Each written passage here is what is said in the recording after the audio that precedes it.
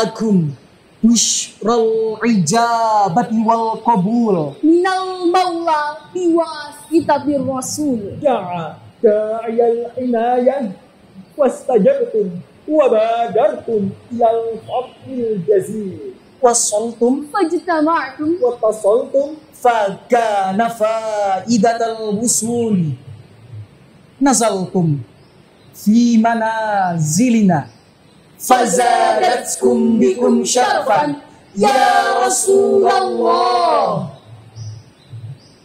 Uhayyikum bitahiyyatil islamiyah tahiyatil mubarakah wa tahiyyatil azimah wa tahiyyatin ahlil jinan wa tahiyatin fiha salam. wa naqul assalamu alaikum warahmatullahi wabarakatuh.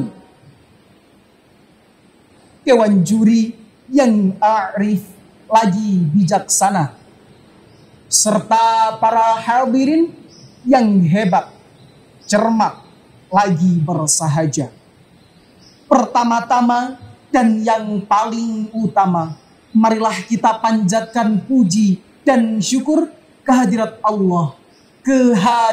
Allah Subhanahu wa ta'ala sebagai zat penyelamat lagi pemberi nikmat serta pelimpah rahmat bagi alam sejagat. Kedua kalinya salawat bermutiarakan salam semoga selalu tercurah limpahkan kepada junjungan kita Nabi akhir zaman, Nabi agung, Nabi Muhammad sallallahu alaihi wasallam yang amat sangat kita rindukan, yang amat sangat kita nantikan, yang amat sangat kita harapkan syafaat dari beliau kelak di hari yauma la yanfa'u malu wala banun illa man atallaha biqalbin salim. Hadirin yang diridhoi Allah Subhanahu wa ta'ala, pepatah pernah mengatakan tak kenal maka tak sayang. Maka dari itu izinkanlah kami memperkenalkan diri sebelum menyampaikan patahan-patahan kata pada hari ini. Hadirin, saya Muhammad Syaraf Fawaz dan saya Nurul Liwaul Hamdiyah dan saya Rahmat Nabil dari Kota Yogyakarta akan menampilkan sebuah penampilan syarhil Quran yang mengusung tema pemimpin ideal dalam perspektif Al-Quran. Hadirin yang berbahagia, Al-Quran merupakan kalamullah yang sempurna, yang paling sempurna sepanjang masa, yang mana diturunkan, yang mana diwahyukan kepada utusan yang paling mulia, yakni Nabi Muhammad sallallahu alaihi wasallam melalui perantara pilihan utusan yang paling mulia, yakni malaikat Jibril alaihi salam. Al-Quran merupakan kalamullah yang di dalamnya mengandung banyak sekali petunjuk, pedoman, landasan dasar dalam menjalankan kehidupan. Al-Quran mengandung redaksi murni nan suci yang mana isinya bersifat universal yang sesuai dalam segala masa dan segala keadaan.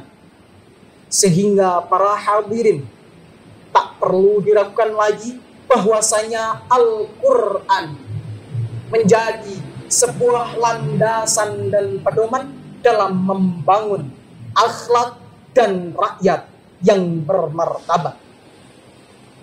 Hadirin sebangsa dan setanah air, Al-Quran juga dengan detail menjelaskan bagaimana standar pemimpin yang ideal dalam perspektif istimewanya.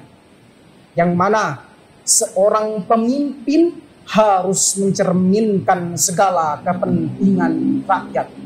Yang mana pemimpin dianggap dibimbing langsung kepada ketauhidan kepada Allah Subhanahu wa ta'ala. Yang mana pemimpin harus mampu mengimplementasikan segala nilai-nilai dan ajaran Islam secara humanis. Dan tentunya seorang pemimpin harus mampu mengemban amanah seberat apapun itu. Sebagai rujukan, Allah Subhanahu wa ta'ala telah menjelaskan bagaimana konsep pemimpin yang ideal dalam firman-Nya Quran surah An-Nisa ayat 58. Qala Allahu ta'ala fi kitabihil karim. A'udzu billahi minasyaitonir rajim.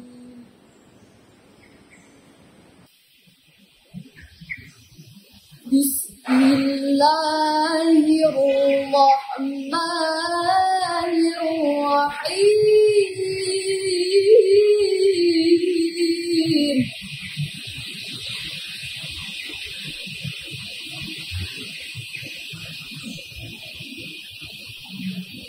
Inna Allaha ya'murukum an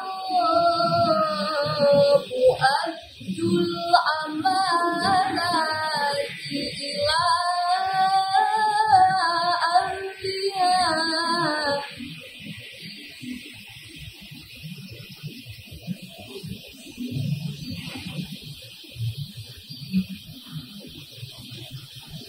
wa idza hakamtum bainan nasi atahkumu bil 'adl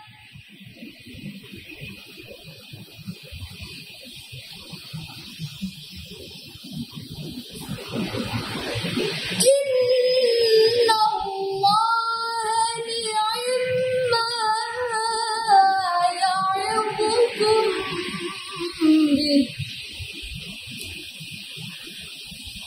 inna Allaha sami'an basira.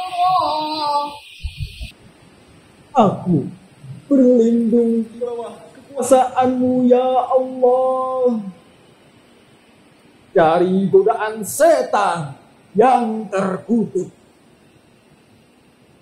Dengan menyebut nama-Mu ya Allah yang maha pengasih lagi maha penyayang.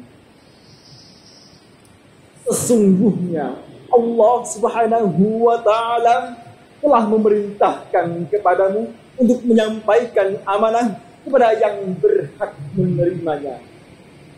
Kemudian, apabila engkau menetapkan hukum di antara manusia, hendaklah tetapkan dengan adil.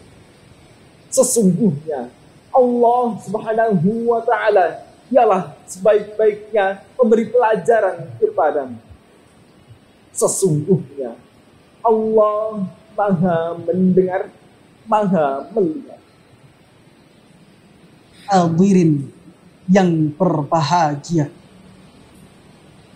konsep pemimpin yang ideal dalam perspektif Al-Quran ialah seorang pemimpin yang harus berkarakter dan juga berintegritas.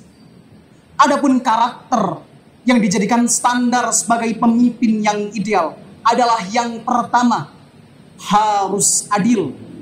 Yang kedua, harus beriman dan bertakwa kepada Allah. Serta yang ketiga, memiliki kepiawaian dalam mengimplementasikan segala nilai-nilai kehidupan.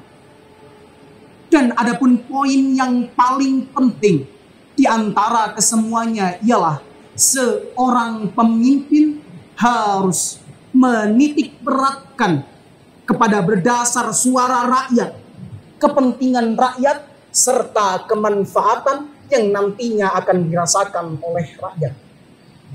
Hal tersebut berjalan lurus dengan sistem demokrasi yang ada di negeri ini, di mana kedaulatan tertinggi tempatnya berada pada rakyat. Sehingga seorang pemimpin harus menomorsatukan, mengutamakan keputusan yang dia ambil berdasarkan suara rakyat, kepentingan rakyat, dan kemanfaatan bagi rakyat. Hadirin yang berbahagia, Islam mengajarkan bahwasanya pemimpin yang ideal dalam sistem pemerintahan demokrasi, meskipun secara tidak langsung Islam memberikan pengajaran yang sempurna tentang sistem permintaan tersebut. Yang mana para hadirin, hal tersebut dapat ditemukan dalam sejarah, tepatnya pada transisi kepemimpinan, sejarah pembangunan, dan juga cerita Rasulullah Shallallahu Alaihi Wasallam yang dijadikan sebagai teladan dan pedoman dalam menentukan pemimpin yang ideal dalam memimpin rakyatnya. Hadirin yang berbahagia, kita memiliki satu teladan yang paling utama yang dinobatkan menjadi seorang pemimpin terbaik sepanjang zaman, yakni Nabi Muhammad Sallallahu Alaihi Wasallam, yang dilanjutkan oleh para sahabat, yakni antara lain Yang pertama, yakni Abu Bakar radhiyallahu anhu, yang pemilihannya melalui sistem mekanisme Dewan Syuro, kemudian dilanjutkan oleh Umar bin Khattab.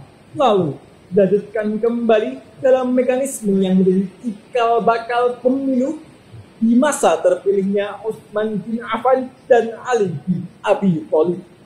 kesemuanya merupakan landasan